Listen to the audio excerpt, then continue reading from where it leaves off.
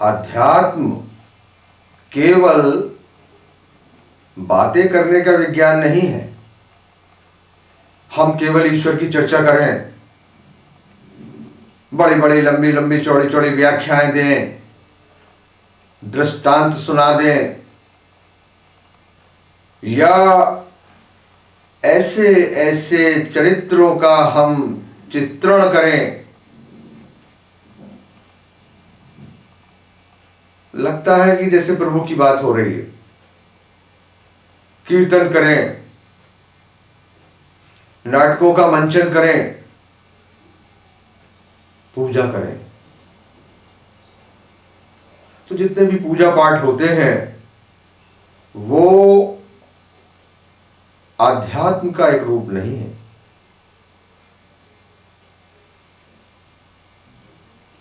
पूजा पाठ लोग इसी को आध्यात्म समझ रहे हैं। हमें आध्यात्म में जाना होगा। हम केवल पूजा पाठ तक सिमट के रह गए। आध्यात्म एक जीवन की कला है, जीवन जीने की शैली है।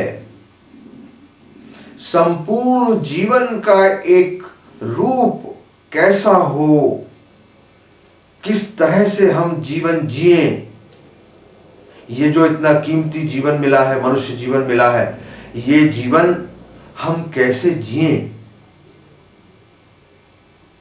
ये विधा है अध्यात्म। आज सारी चेष्टाएं, धर्म से संबंधित जितनी भी चेष्टाएं हैं, वो एक पूजा पाठ, कोई धार्मिक आयोजन, कोई राजगद्दियां निकाल दी, कलश यात्राएं हो रही हैं, ये सब क्या है? इससे क्या रूपांतरण हमारे जीवन में होगा? जीवन में हम क्या धारण कर सकेंगे? हमारा जीवन किस चीज पर आधारित होगा? यह हमें सोचना है। ये इसलिए सोचना है कि हिंदू धर्म बहुत व्यापक है, सबसे विराट है। हमारे मनीषियों ने, हमारे चिंतकों ने, हमारे महात्माओं ने, गुरुओं ने अक्षय ज्ञान का भंडार, अक्षय ऐसी ऐसी चीजें दी हैं, अनंत बातें बतलाई हैं। उसको धारण करना होगा। केवल एक कर्म की भांति मंदिर चले जाना, कर्म की भांति कोई चालीसा कर लेना, कर्म की भांति कोई अन्य आयोजन कर लेना, कोई कथा प्रवचन करा लेना, सुन लेना, ये एक आध्यात्म में पढ़ने के बाद, वास्तविक आध्यात्म में आ जाने के बाद, कोई गुरु तुमको ऐसी विधा दे दे, तुम्हें आध्यात्म में डाल चुका हो, तुम्हारे अंदर शक्ति का स्फुरण, तुम्हारे अंदर शक्ति का जागरण हो चुका हो, उससे आगे बढ़कर ये आयोजन जब हम करते हैं, ये पूजा पाठ हम करते हैं, कोई व्रत उपवास करते हैं, तब तो ठीक है। तो ये कहने का तात्पर्य मेरे ये है कि ये प्राथमिक अवस्था नहीं है, ये बाद की अवस्था है। आरती करना, भोग लगाना, चालीसा पढ़ना, चालीसा क्या है? गुणगान है। किसी भी इष्ट देवता का, किसी भी शक्ति का हम अगर वो चालीसा पढ़ते हैं तो उसका गुणगान है। लेकिन वो इष्ट, वह शक्ति हमें सद्गुरु ने कहीं ना कहीं से पकड़ा दी हो, उस शक्ति की स्फुरणा हमारे अंदर सद्गुरु महाराज ने, हमारे गुरुदेव ने कर दी हो, अनुभव हमारे अंदर शुरू हो गया हो। तो ओवरऑल सब तरह से हम ये देखते हैं कि कहीं ना कहीं हमें गुरु की आवश्यकता है। गुरु एक अदद हमको मिल जाए और सामर्थ्यवान गुरु हो। आजकल जो गुरु के शिष्यों का रूप है उसमें दो तरह की है बातें, दो तरह के लोग दिखाई देते हैं। एक तो वे जो बुद्धि का प्रयोग ही नहीं कर रहे हैं, बस उन्होंने सुना कि फलाने महाराज जी के तो इतने शिष्य हैं, इतनी उनकी भीड़ लगती है और इंटरनेशनल लेवल के हैं महाराज जी, विदेशों में भी जाते हैं, कथाएं करते हैं, प्रवचन करते हैं, बहुत शिष्य हैं उनके, और बड़े बड़े अधिकारी व्यापारी उनके पीछे हाथ बांधे घूमते हैं। हमने सुन लिया है, हम भी उनके शिष्य हो गए। तो बुद्धि का प्रयोग बिल्कुल नहीं किया, भीड़ देखी और भेड़ चाल की तरह उनके पीछे चल दिए। हमें अपने अनुकूल, अपने स्वभाव के अनुसार, और सबसे बड़ी बात है अनुकूलता। हम गरीब हैं, हम मध्यम वर्गीय आय वाले व्यक्ति हैं, तो भी हमारी पहुंच गुरुदेव से सीधे हो सके। हमारे गुरुदेव ऐसे होवे जिनसे हम सीधे संवाद कर सकें, अपनी बात कह सकें, ऐसे गुरु। अब बड़े गुरु हैं, इंटरनेशनल गुरु हैं, मिलने का भी समय नहीं है, तुमको जानते पहचानते भी नहीं है, तो एक तरफा भक्ति में अपना नाम लिखा लो, तो अनन्य भाव से भक्ति करने से तो मिल जाता है सब कुछ, लेकिन वो अनन्यता कहां से आए? उसी के लिए तो, उस मशाल को जगाने के लिए ही तो गुरु की आवश्यकता है।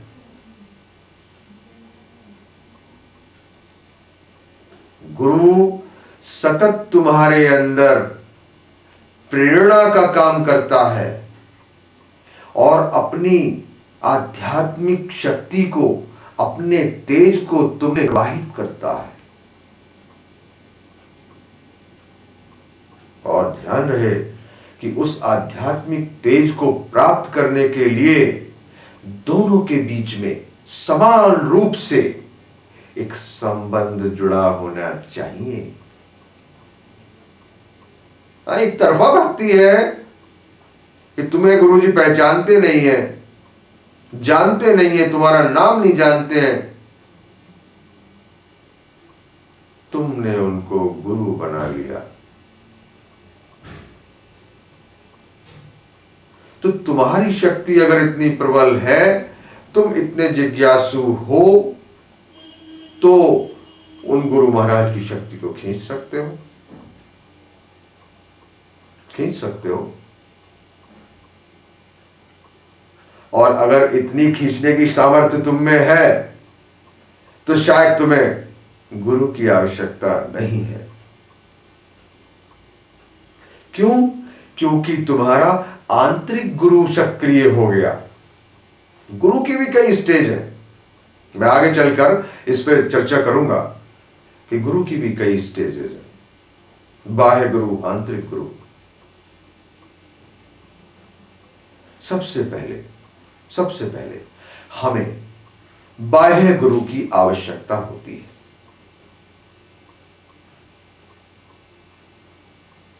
वो गुरु हमको समर्पण की ओर ले जाता है।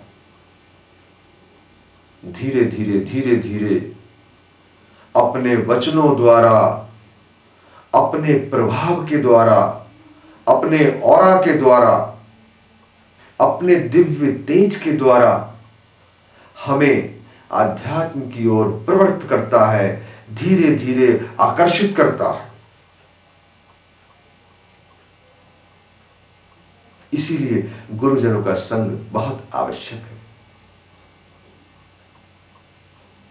संग मिल जाए,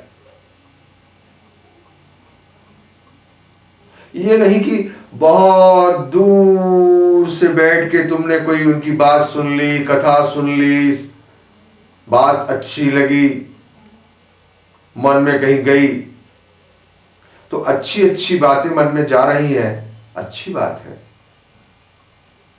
लेकिन गुरु का साथ चाहिए। गुरु के पास सहज रूप में हम जा सकें, ऐसा गुरु चाहिए। उनके समक्ष हम बैठ सकें, उनके ऑरा में हम बैठ सकें, उनकी शक्ति के स्पर्श में हम बैठ सकें, उनके चरणों का हम स्पर्श कर सकें। चरणों का स्पर्श हमें ऐसा व्यक्ति चाहिए। जब गुरु का संपर्क होता है, गुरु के समक्ष हम जाते हैं, तो गुरु का जो तेज है, गुरु की जो दिव्यता है, उससे हम ओतप्रोत होने लगते हैं। उसका प्रभाव जाने अनजाने हमारे ऊपर, हमारे शरीर पर, हमारे मन पर पड़ता है।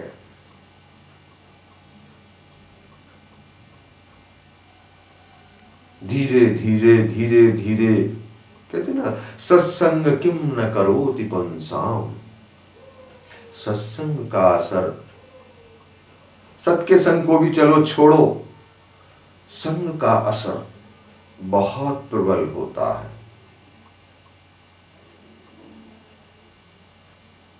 तुम किसी गलियर व्यक्ति के जो खूब गालियां देता हो, संपर्क में रहो। कहते ना कि व्यक्ति जिसके संपर्क में आता है, वो प्रभाव उसका ग्रहण करता है। शरीर और मन की गति प्रभाव ग्रहण करने की होती है। तुम जिस देश में जाओगे, वहां के पहनावे का प्रभाव तुम पर अवश्य पड़ेगा। जिन लोगों के बीच में बैठोगे, उठोगे, उनकी बोलचाल की भाषा तुम पर प्रभाव लाएगी। जिन लोगों के संपर्क में तुम बैठोगे, उनका खान पान, आचार विचार, उनके सोचने के तरीके और सोचने के निष्कर्ष तुम पर प्रभाव डालेंगे। तो यदि गुरु सामर्थ्यवान होता है और तुम उसके समक्ष उपस्थित होते हो, कुछ देर बिताते हो, रोज न सही, छुट्टी वाले दिन, सप्ताह में एक दिन भी यदि गुरु के समक्ष हम आधा पौन घंटा बिता दें, तो मानो बैटरी चार्ज हो गई। कहते हैं ना वो कि साहब लाइट ही नहीं आ रही है इतनी, इन्वर्टर तो बिल्कुल बैठ गया, चार्जिंग नहीं मिल रही। तो हमारा इन्वर्टर बैठ ना जाए तो एक दिन नहीं, 2 दिन नहीं, 3 दिन नहीं, 4 दिन नहीं, 5 दिन नहीं, 6 दिन नहीं, तो 7वें दिन जो भी छुट्टी का दिन है हमारा, कि हफ्ते में तो एक दिन छुट्टी मिलती है। अब इतने कामकाज में अगर अपने को लीन कर लिया है कि एक दिन भी छुट्टी नहीं मिलती, इतने कामी पुरुष हो, इतने व्यस्त व्यक्ति हो, उसका तो कुछ कहना ही नहीं है। तो हीरा जन्म अमोल है, और कौड़ी बदले जाए तो धन कमाने में या और आयोजनों में और चीजों में इतने व्यस्त रहते हो, अपनी ओर देखने की फुर्सत नहीं है, आत्मा में जाने की फुर्सत नहीं है। तो हम किधर जा रहे हैं, कहां जा रहे हैं, जाने कौन जाने, हम ही न जाने। तो ऐसे लोगों की बात मैं नहीं करता, लेकिन सोचें, यदि हमें सप्ताह में एक दिन मिल जाए तो सप्ताह भर का जो कूड़ा कचरा है हमारे तन मन का, वो निर्मल हो जाता है। और गुरु के समक्ष बैठकर जो उनका एक ऑरा, उनका दिव्य तेज, उनकी शक्ति की कृपा हमारे अंदर बहने लगती है। तो गुरु हमारे प्रेरक हैं। गुरु हमको अपने वचनों द्वारा बुराइयों से दूर ले जाते हैं, अपने दृष्टांतों द्वारा सहन शक्ति को बढ़ने की क्षमता प्रदान करते हैं, तुम्हारे दुख को हल्का करने में सहायक होते हैं। कहते ना कि कोई भी अपना प्रियजन समझा रहा है, दुख कम नहीं होता, लेकिन जब गुरु की वाणी, गुरु के वचन तुम्हारे अंदर प्रविष्ट होते हैं, तुम्हारे कान उनका श्रवण करते हैं, तो वो गुरु के वचन शीतलता प्रदान करते हैं। वह गुरु के वचन हमको एक नई दिव्य अनुभूति देते हैं, जीने की नई प्रेरणा देते हैं। हमको सामर्थ्यवान गुरु का संपर्क करना होगा। तो आजकल हम देखते हैं कि या तो बुद्धि का प्रयोग न करके भेड़ चाल की तरह जो गुरु देखे बस उनके पीछे लग गए, बुद्धि का प्रयोग नहीं कि हमारे अनुकूल है नहीं है, हम इनसे मिल सकेंगे नहीं मिल सकेंगे, हम इनके संपर्क में आ सकेंगे हर वक्त की नहीं जब चाहेंगे। और वास्तव में इन्होंने बहुत से शिष्यों को साधना मार्ग में रत किया हुआ है कि नहीं, और शिष्य किस स्तर के हैं, उनकी साधना का क्या स्तर है, ये हमें देखना होगा। और दूसरे प्रकार के जो लोग हैं वो केवल तर्कवादी हैं, उन्हें और कोई काम नहीं है, केवल तर्क करना है। वो बुद्धि का ही प्रयोग करेंगे, केवल तर्कों का ही प्रयोग करेंगे। आज की जो सभ्यता है उसने तर्क को जन्म दिया है, इतना तर्कशील बना दिया है कि तर्क ही तर्क रह गया है, तर्क ही तर्क रह गया है। तार्किक होना आध्यात्म मार्ग की पहली सीढ़ी है। बहुत अच्छी बात है तार्किक होना, लेकिन तर्क के लिए कोई ऐसा भी हमारा प्रश्न हो कि जिसका हम निष्कर्ष चाहते हो। यदि हम किसी बात का निष्कर्ष चाहते हैं और उसके लिए तर्क कर रहे हैं, तब तो बहुत बढ़िया बात है, बिल्कुल तर्क हमें करना होगा और तर्क ही करना होगा कि हम किसी चीज का निष्कर्ष चाहते हैं। कोई हमारे मन में ऐसी शंका है, कोई प्रश्न है कि हम तर्क द्वारा लोगों से बात करके और उसका समाधान चाहते हैं। और ये क्या कि हम बेपैंदी के लोटे की तरह तर्क ही तर्क के लिए चले जा रहे हैं। कभी किसी बात पे तर्क, कभी कोई बात उठा ली, कभी कहीं से पकड़ ली, और हमें कोई उसके निष्कर्ष से मतलब नहीं है, ना हम उसमें जाना चाहते हैं, ना हम वो अनुभव करना चाहते हैं, ना हम उस बात को जिस पे हम तर्क कर रहे हैं वो हम ग्रहण भी नहीं करना चाहते। कोई लेना देना हमारा उस बात से नहीं है जिस पर हम तर्क करते हैं। राजनीति पे तर्क करते हैं, किसकी सरकार बनेगी, कौन मेयर होगा, किसको सीट मिली, किसने नामांकन कराया।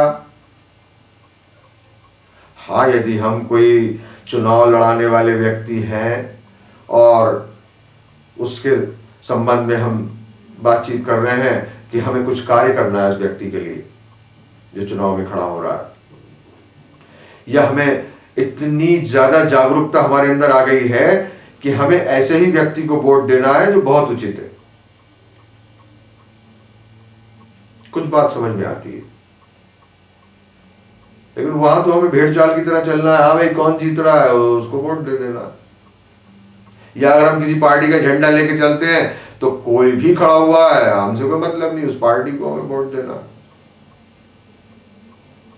लेकिन तर्क इतने करते हैं, इतनी बातों में फिजूल समय बर्बाद करते हैं कि कोई मतलब नहीं। ऊर्जा का इतना क्षय हम करे चले जा रहे हैं, वो तार्किक तार्किक कुतार्किक।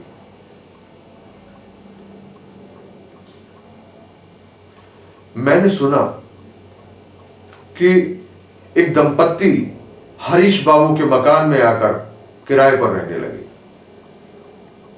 हरीश बाबू ने उनको ऊपर का पोर्शन किराए पर दे दिया रहने के लिए। वो दंपत्ति इतने मस्त थे, खुशहाल थे।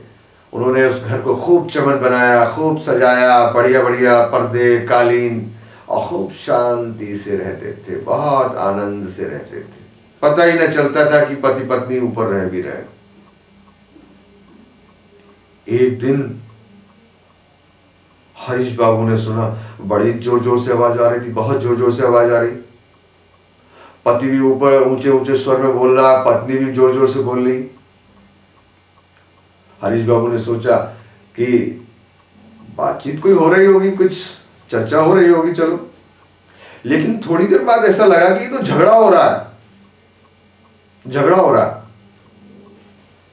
उन्होंने सोचा कि ये तो पति पत्नी कभी झगड़ते नहीं, आज तक नहीं सुने, 1.5-2 साल रहते हुए हो गया, और ये कभी झगड़े की इनकी बात ही नहीं सुनी। ये क्या झगड़ा हो रहा है? पहले तो वो इंतजार करते रहे कि देखते रहे क्या बात है, आखिर क्या माजरा है। फिर देखा कि आवाजें बढ़ती चली जा रही हैं, तर्क बढ़ते चले जा रहे हैं, उनकी भी आवाज। तो हरीश बाबू फिर लपकते झपकते ऊपर पहुंचे। उनको देखते ही, ओ पति महोदय, आइए, अब आप ही बताइए इनको। देखिए, ये मुझसे बहस किए जा रही हैं। इनका ये कहना है कि मैं लड़के को डॉक्टर बनाऊंगी, और मेरा ये कहना है कि मैं लड़के को वकील बनाऊंगा। देखिए, आप बताइए, वकील का जीवन कितना सेट जीवन है। कचहरी जाना, समय पे आना, और खूब रुपया कमाना। निश्चिंत जीवन है वकील का, और बहुत आदर मान सम्मान का जीवन है। और ये मूर्खा, महामूर्खा, ये बराबर मुझसे इतनी देर से बहस हो रही है कि मैं अपने लड़के को डॉक्टर बनाऊंगी। अब आप बताइए, इन्हें समझाइए, डॉक्टर का भी कोई जीवन है? अरे ना दिन को चैन और ना रात को शांति। जब मरीज ने कॉल कर ली, बुलाया, चले भागे चले जा रहे हैं डॉक्टर साहब, परेशान। तो डॉक्टर का कोई जीवन है? अब इसको आप समझाओ। अच्छा हुआ आप आ गए, हम तो इतनी देर से इसको समझाने की कोशिश कर रहे हैं, ये मान के नहीं दे रही। पत्नी ने कहा, भाई साहब, मेरे तो कर्म फूट गए जो इनसे शादी हुई। पता नहीं कौन सी घड़ी थी जो इनसे विवाह हुआ मेरा। इन्होंने जीवन में कभी मेरी मानी हो, कभी सुनी हो किसी बात पे, तो अपनी चलाते हैं हमेशा ही। आज भी वही बात हो रही है। अरे आप देखिए, आप बताइए, डॉक्टर क्या धन नहीं कमाते हैं? इनका दिमाग हमें हमेशा धन में चलता है, हमेशा 2 दूनी 4 की बातें करते हैं। अरे भाई, डॉक्टर भी तो पैसा कमाते हैं, और डॉक्टरों की भी समाज में इतनी इज्जत है। साथ में वो दुखियों की सेवा भी तो करते हैं। और वकील तो झूठ ही झूठ, हर समय परेशान रहता है वकील। दिमाग उसका झूठ में बिल्कुल जोड़ घटाने में रहता है। मुझे वकील का जीवन बहुत खराब लगता है, क्योंकि वह बिल्कुल झूठ ही झूठ है। कम से कम डॉक्टर सेवा तो करता है। कि किसी कष्ट में रहते हुए व्यक्ति को, किसी दर्द से तड़पते हुए व्यक्ति को, किसी बीमार व्यक्ति को वो एक भला चंगा करता है, स्वास्थ्य प्रदान करता है, तो देखिए डॉक्टर का जीवन कितना अच्छा है। मान नहीं रहे। हमने सुना हरीश बाबू देखते रह गए, बोले भाई देखो तुम लोग अपनी अपनी जगह बात कह रहे हो, ऐसा करता हूं मुझे अपने लड़के का फोन नंबर दो, मैं तुम्हारे लड़के से, कहाँ रहता है वो, मैंने तो आज तक तुम लोगों लड़के को देखा नहीं, मैं तो समझता हूँ शायद बाहर तुमने उसको पढ़ाने के लिए भेजा हुआ, तो तुम मुझे फोन नंबर दो, मैं फोन लगा के उससे पूछ लेता हूँ, बात करा देता हूँ तुम लोगों की, और उससे पूछ लो कि वो क्या बनना चाहता है, उसकी भी राय ले लो, और जैसा वो कहे वो अपना निर्णय लो, इस पे झगड़ा क्या करना। तो वो दोनों पति पत्नी एक दूसरे का मुंह देखने लगे, बोले भाई साहब हमारे तो लड़का भी हुआ ही नहीं, आप पूछेंगे किससे। दोनों झगड़ रहे हैं, तर्क कर रहे हैं, तर्क दे रहे हैं, किस लिए, व्यर्थ के लिए, फिजूल के लिए, बेकार में बहस कर रहे हैं, अपना समय बर्बाद कर रहे हैं, अपनी ऊर्जा बर्बाद कर रहे हैं। तो आए दिन तर्क कुतर्क के झगड़े होते हैं, तो हम कुतर्क ही कुतर्क करे चले जा रहे हैं, और कुतर्कता इतनी बढ़ जाती है कि जो बहुत आवश्यक तत्व है समाज में जीने का, सहयोग,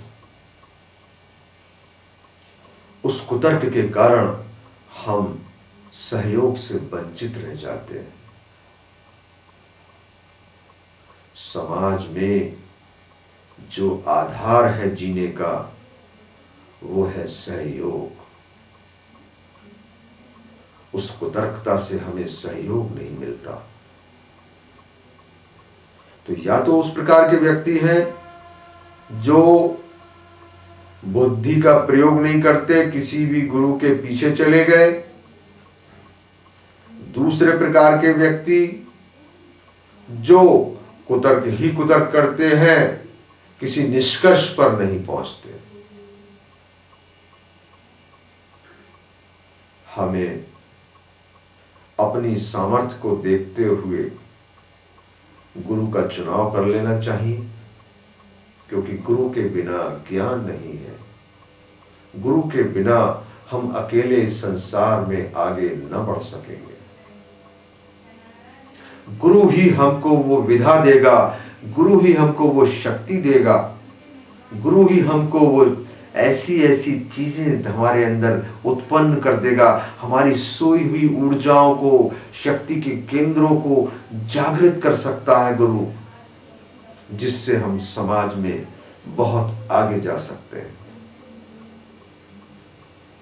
जब तक हमारे अंदर में जागृति नहीं होगी तब तक हमारा कल्याण कोई दूसरा नहीं कर सकता।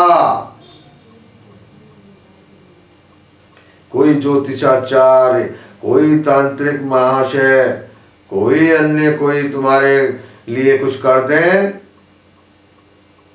ये छलावा है, एक भ्रम